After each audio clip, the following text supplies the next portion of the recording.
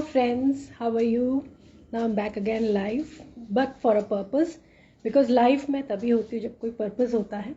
Now today is my parents' marriage anniversary, तो मैं उन्हें ये live video एक तरीके से dedicate करती हूँ because I really am quite inspired by their married life and the way they both live so happily, adjusting with each other, and are really, can be an example of a happy couple. After so many years of marriage, around more than 50 years of marriage they have completed, still the kind of bonding, the kind of love, affection, care, support, respect they share for each other is really commendable. मेरे लिए एक बहुत बड़ा सा एक example है कि अपनी मैरिज लाइफ में हमें किस तरीके से एक दूसरे के साथ रहना चाहिए और डील करना चाहिए. वो कहते हैं ना, marriage is a made in heaven. तो हम सोचते हैं कि जैसे शादी हुई है तो this person has come for me only from heaven. ठीक है, हस्बैंड है, वाइफ है, स्पेशली मेरे लिए है. ठीक है, तो वो होता है स्पेशली ठीक के लिए, आपके लिए है. ठीक है, your marriage is made in heaven.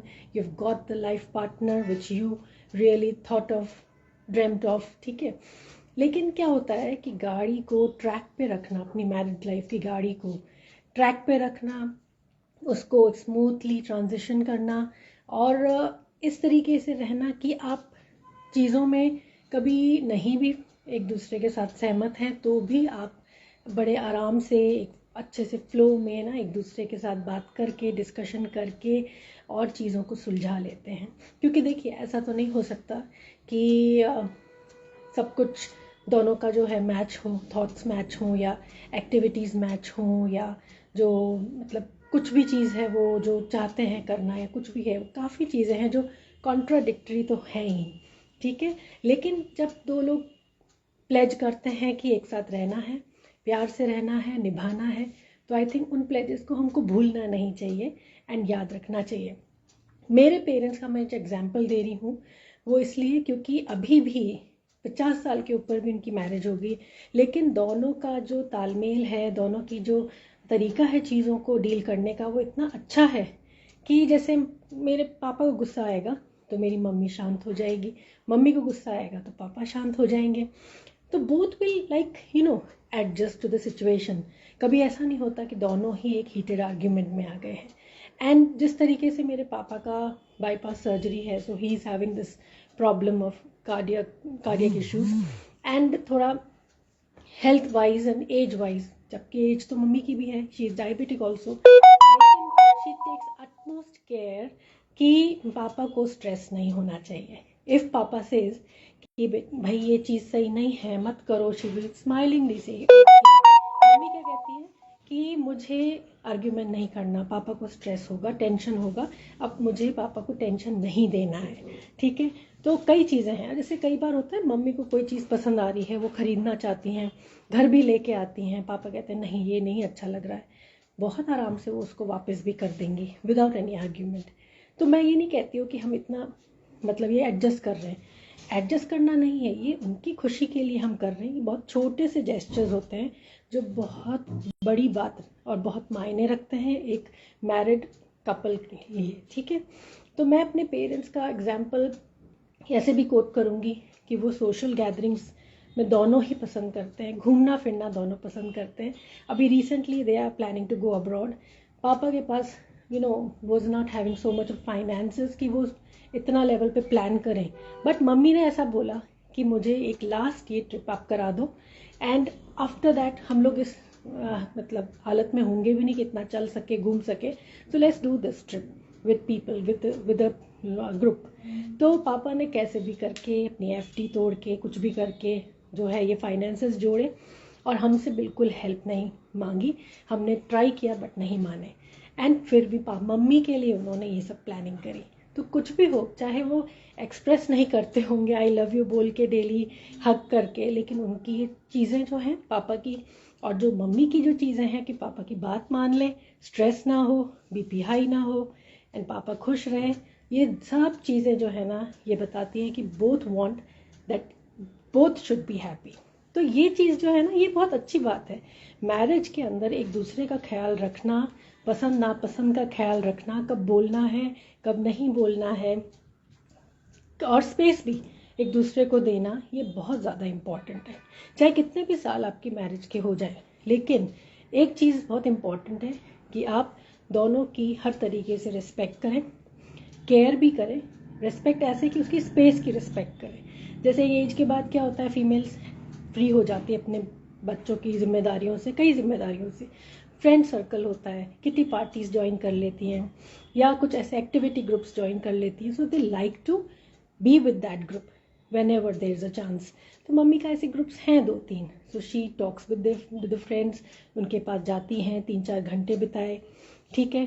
अपना जो भी एक्सरसाइज है, सुबह का रूटीन है, she does with her friends.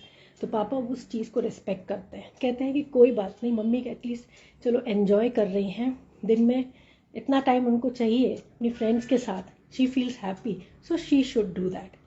तो ये जो दोनों एक दूसरे की स्पेस की रिस्पेक्ट कर रहे हैं, एक दूसरे की लाइक्स डिसलाइक्स की रिस्पेक्ट करते हैं, एक दूसरे के लिए कुछ करना भी चाहते हैं, ये सब लव है। रोज़ आई लव यू बोलना या रोज़ फ्लावर्स लाना, रोज़ मतलब आप शुगर कोटेड बातें करें, दिस इज़ नॉट लव। या आप नहीं एक्सपेक्ट भी मत करें कि ऐसा हो तभी मैं सोचूं मेरा स्पाउस मुझे लव करता है। बट लव तो आपका अफेक्शन जो है और एक केयर सपोर्ट जो है ना मैरिड लाइफ में, एक दूसरे के लिए आप कई छोटे छोटे जेस्चर्स में भी शो कर सकते हैं। बस फ़र्क ये है कि आप उस जेस्चर को एक्नॉलेज करें और समझें कि मेरे हस्बैंड ने, मेरी वाइफ ने ये किया मेरे लिए, I am so grateful, I am thanks to him, to her, ठीक है। तो हम जब भी एक मन में ऐसी रखेंगे, एक अफेक्शन रखेंगे, एक दूसरे का रिस्पेक्ट रखेंगे और हम एक दूसरे के बारे में केयर करेंगे, सोचेंगे, हर चीज़ को जज नहीं करेंगे कि वो प्यार करते हैं नहीं करते हैं, फ़ोन नहीं उठाया, वो ये नहीं करते मेरे लिए, ये नहीं करते मेरे लिए, ये नहीं लाते, देखो सब मैं मैरिज एनिवर्सरी पे, बर्थडे पे अपनी वाइफ्स को, अपने हस्बैंड को फलाना चीज़ देते हैं, मतलब गोल्ड की चीज़ देते हैं, ये देते हैं। आप कंपेयर नहीं करें, ठीक है। अफेक्शन एंड लव को तो आप ना तोल नहीं सकते मनी से, ना आप उस चीज़ को खरीद सकते हैं, ठीक है। तो अगर वो शो हो रहा है तो जस्ट एंजॉय दैट, जो एक्सप्रेस हो रहा है। नहीं भी हो रहा है और अगर फिर भी आपको अच्छा लग रहा है तो आप खुद ही आगे होके बोल दें कि मुझे अच्छा लगा आपका ये जेस्चर। देखिए कोई भी चीज़ में कैलकुलेशन, मैरिड लाइफ में एक दूसरे के साथ हम कैलकुलेशन नहीं कर सकते। हम दूसरे का, एक दूसरे के जो एटीट्यूड्स हैं उनको जज नहीं कर सकते। हमें बहुत फेयर वे में, विदाउट एनी जजमेंट, उन चीज़ों को समझना होगा और हरदम दिमाग में और दिल में यही रखना है कि yes we are made for each other and we love each other, ठीक है। जो भी होता है स्मूथली हो रहा है, वो लव की वजह से हो रहा है, अफेक्शन की वजह से हो रहा है। और we are not arguing, we are not fighting so much, we are just discussing, that is love also, ठीक है। एंड हमारी स्पेस को एक दूसरे रिस्पेक्ट कर रहे हैं, वो भी एक लव ही है ना। तो फिर हम ज़्यादा एक्सपेक्ट करें क्यों कि हर वक्त हमें एक रोज़ मिलना चाहिए मॉर्निंग में, हमें हर वक्त आई लव यू बोलना चाहिए तभी वो लव है। तो वो चीज़ें जो है ना बहुत सुपरफिशियल हो जाती हैं। तो मैरिज जो है ना वो एक बहुत लॉन्ग टर्म एसोसिएशन है और वो लॉन्ग टर्म एसोसिएशन पूरी लाइफ रहता है और आपको अपने लाइफ पार्टनर के साथ वो खुशी खुशी से उसमें सेल करना है स्मूथली, जिसमें कई अप्स एंड डाउन्स आएंगे। यू विल हैव किड्स की जो प्रॉब्लम्स हैं, फैमिली में दूसरे मेंबर्स के साथ आपका तालमेल, बहुत सारी चीज़ें हैं। इफ़ यू आर वर्किंग तो आपके वर्क के साथ होम फ्रंट पे बैलेंस करना, हर चीज़ में you will require the support of your husband and the husband will require the support of the wife, ठीक है।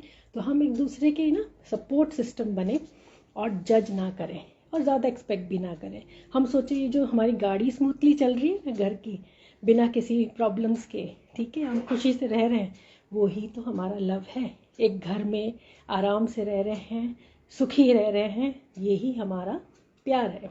सो papa mummy, happy marriage anniversary and I wish you a long long long long many years of togetherness, and I want that the way you stay with each other, the same I also follow, and this should be an example for all.